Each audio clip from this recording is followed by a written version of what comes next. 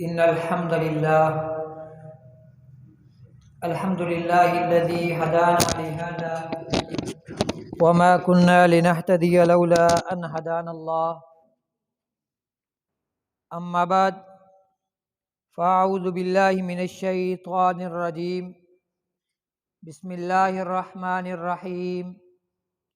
يا أيها الناس كلوا مما في الأرض حلالا طيبا ولا تتبعوا خطوات الشيطان إنه لكم عدو مبين.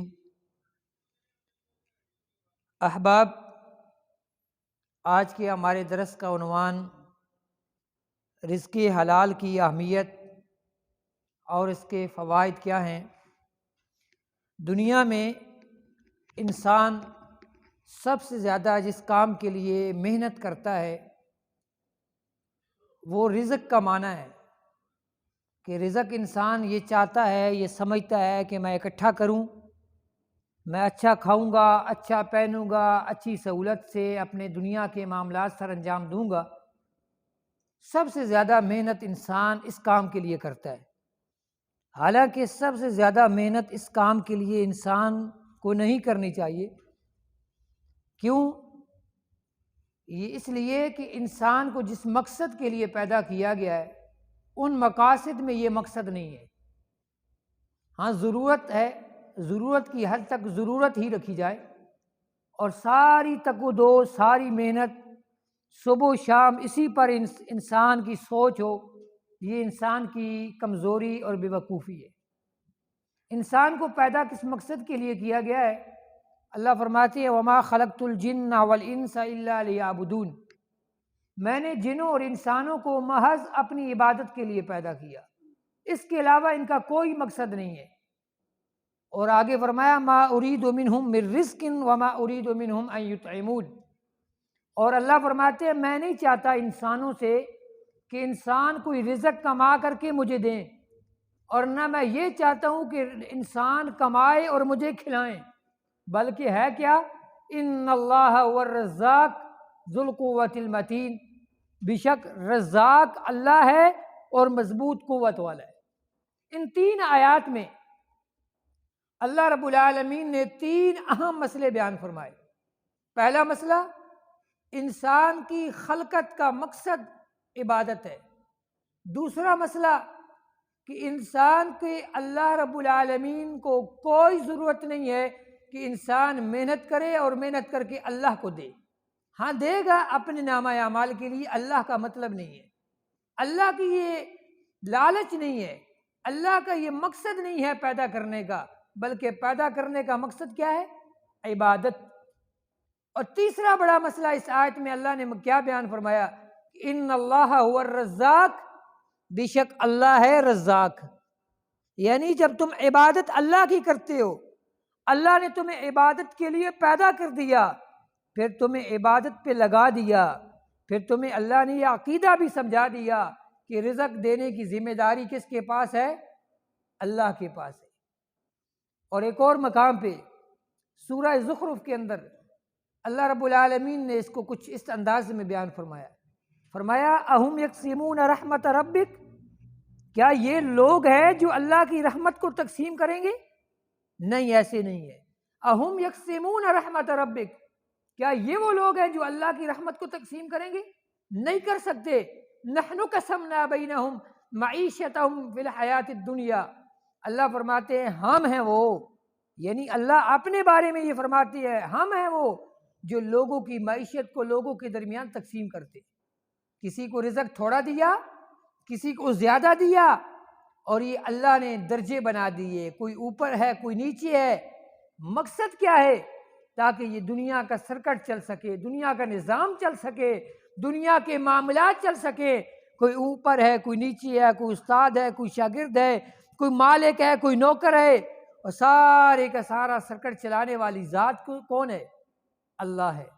اور ایک اور آیت اللہ رب العالمین فرماتے اللہ یبسط الرزق لمن یشاء من عبادہ ویقدر لہ، اللہ وہ ذات ہے جس نے اپنے بندوں کے درمیان رزق کھولنا بھی ہے اور تنگ بھی کرنا ہے۔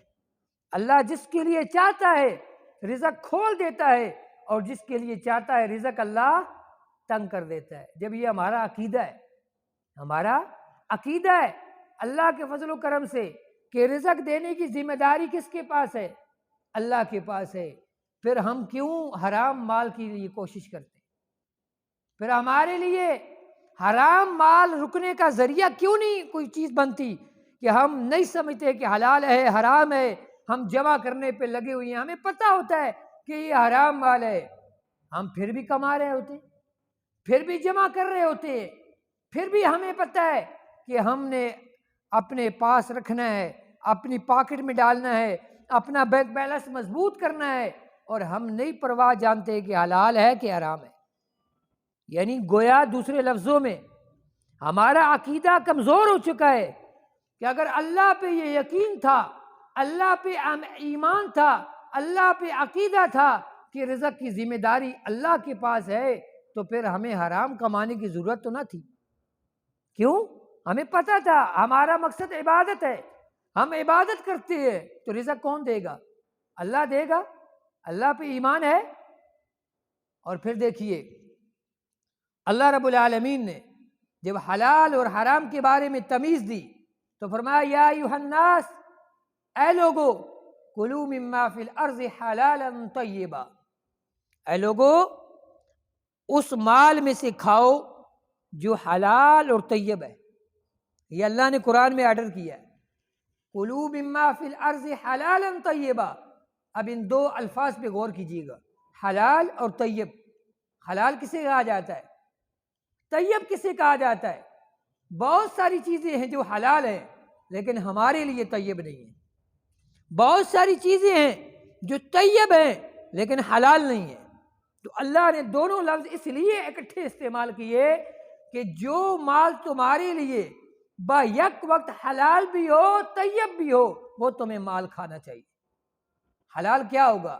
جسے اللہ نے حرام نہیں کیا، سود نہیں ہے، رشوت نہیں ہے، اللہ نے چوری کے مال کو حرام کیا، چوری کا مال نہیں ہے، بیوی اور اس کا غریب بیواؤں کا، اور اسی طرح یتیم بچوں کا، بچیوں کا، اور اسی طرح مساکین کا، اسی طرح کسی عام مسلمان کا، کسی غیر مسلم کا مال بغیر جنگ کیے، اگر جتنے بھی یہ مالوں کی صورت ہے یہ سارے کے سارے کیا ہے؟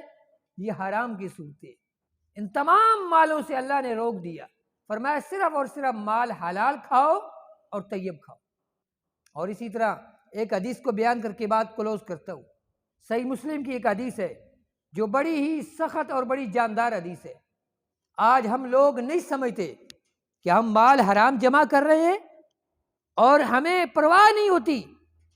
صحیح البخاری کی حدیث اس سے قبل بیان کر دوں، نبی کریم صلی اللہ علیہ وسلم فرماتے ہیں ایک زمانہ آئے گا لوگوں پر، ضرور بضرور آئے گا، لوگ نہیں جانیں گے، پرواہ نہیں جانیں گے کہ وہ حلال مال جمع کر رہے ہیں آمن حرام یا حرام جمع کر رہے ہیں، لوگ پرواہ نہیں جانیں گے۔ اور یقیناً آج وہ زمانہ آ چکا ہے، اکثریت لوگوں کی حالت یہ ہے۔ اور صحیح مسلم کی حدیث کیا ہے جو بہت ہی سخت اور جاندار حدیث ہے؟ اللہ کے نبی صلی اللہ علیہ وسلم فرماتے ہیں ایک آدمی لمبا طویل سفر کرتا ہے اور سفر کر کے حج پہ جاتا ہے۔ حج بند ہے نا جی، ہر بندے کی خواہش ہے حج کرے، لوگ رو رہے ہیں، جو بے نمازی ہیں وہ بھی چاہتے ہیں حج نہ بند ہو، وہ بھی چاہتے ہیں ہم حج پہ جائیں، یہاں پہ نہیں آتے مسجدوں میں، نمازیں نہیں پڑھتے، لیکن حج کی خواہش ان کی بھی ہے، اللہ سب کو لے جائے، لیکن حج قبول بھی کرے، کیونکہ اللہ کے نبی صلی اللہ علیہ وسلم فرماتے ہیں ایک بندہ لمبا طویل سفر کرتا ہے، حج بیت اللہ کے لیے جاتا ہے، اور اس کے بال اور اس کے کپڑے سفر کی وجہ سے کپڑے پرانے پھٹ جاتے ہیں، میلے ہو جاتے ہیں، اور بال بکھر جاتے ہیں، ہاتھوں پہ مٹی کے اثرات، سفر کے نشانات موجود ہیں، وہاں جاتا ہے اور جا کر کے بیت اللہ الحرام کے اندر یا وہاں پر جا کر کے اللہ سے دعا کرتا ہے اے میرے رب، اے میرے رب، یا رب یا رب، یہ الفاظ ہے حدیث کے۔ آپ اندازہ لگائیں سفر بھی کتنا اعلیٰ ہے، جگہ بھی کتنی اعلیٰ ہے، موقع بھی کتنا اچھا ہے، نیت بھی کتنی اچھی ہے، ہے جی، ایک انسان سفر کرتا ہے اور وہاں جا کر کے اپنے رب کو پکار رہا ہے، اللہ تعالیٰ آگے سے آواز کیا دیتے ہیں؟ صحیح مسلم کی حدیث ہے، اللہ تعالیٰ فرماتے ہیں اے میرے بندے وَمَشْرَبُهُ حرام وَمَطْعَمُهُ حرام وَمَلْبَسُهُ حرام وَغُذِيَ بِالْحَرام۔ ایک حدیث کے الفاظ ہے مطعمُکَ حرام وَمَشْرَبُکَ حرام وَمَلْبَسُکَ حرام، کہ اے میرے بندے تیرا کھانا بھی حرام کا، تیرا پینا بھی حرام کا، تیرا پہننا بھی حرام کا، تیری جو غذا ہے وہ بھی حرام کی ہے۔ انا یستجاب لذالک انا یستجاب لک، اے بندے تیری دعا کو کیسے قبول کیا جائے، کس طرح قبول کیا جائے؟ یعنی کیا معلوم ہوا کہ ایک انسان جو حرام کمائی کرتا ہے، حرام کھاتا ہے، حرام جمع کرتا ہے، حرام پیتا ہے، حرام پہنتا ہے، وہ اس کی دعائیں قبول، حج بیت اللہ کے موقع پر بھی اس کی دعا قبول نہیں ہو رہی۔ یہاں دھڑلے سے ہم نمازیں پڑھتے ہیں، ہمیں کوئی ٹینشن نہیں ہوتی۔ اس لیے پیارے بھائیو اپنی آخرت کی فکر کرو، تھوڑا ہو حلال ہو، زیادہ ہو حرام نہ ہو، لیکن حلال تھوڑا بھی ہوگا اس میں برکت ہوگی، اس میں زندگی کے اثرات ہوں گے، بیوی بچوں کو حلال کھلاؤ گے، حلال بولیں گے، حرام کھلاؤ گے، اس کا نتیجہ آج نہیں تو کل ضرور، دنیا میں نہیں آخرت میں ضرور بھگتنا پڑے گا۔ اس لیے بیوی بچوں کو بھی بتا دو کہ میری یہی کمائی ہے، اسی پہ گزارا کرنا ہے تو کرو، نہیں تو جاؤ اللہ کی زمین پہ پھیل جاؤ۔ ہم حرام نہ جمع کرتے ہیں، نہ حرام کھاتے ہیں، نہ حرام کھلاتے ہیں، اس لیے کہ کل قیامت کے دن اللہ کی جہنم بھی بڑی سخت ہے، اور دنیا میں ہماری عبادات بھی قبول نہ ہوں۔ کتنی بڑی بدقسمتی اور بد نصیبی کی بات ہے کہ ایک مسلمان ہو، انسان ہو، محنت بھی کرے، عبادات بھی کرے، اور اس کی حرام کمائی کی وجہ سے اس کی عبادات رائگاں ہو جائے۔ اللہ تعالیٰ مجھے اور آپ کو سمجھنے کی اور اپنی اصلاح کی توفیق عطا فرمائے۔